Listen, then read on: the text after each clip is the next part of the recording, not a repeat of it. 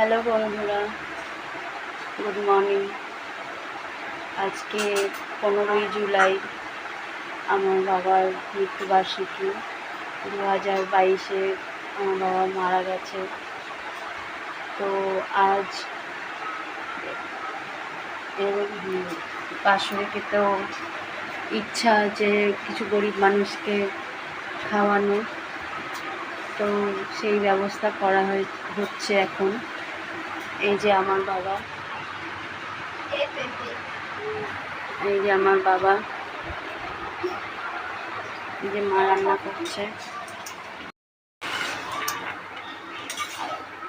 মাছ, সবজি হচ্ছে মাছের ঝোল, সবজি, ভাত।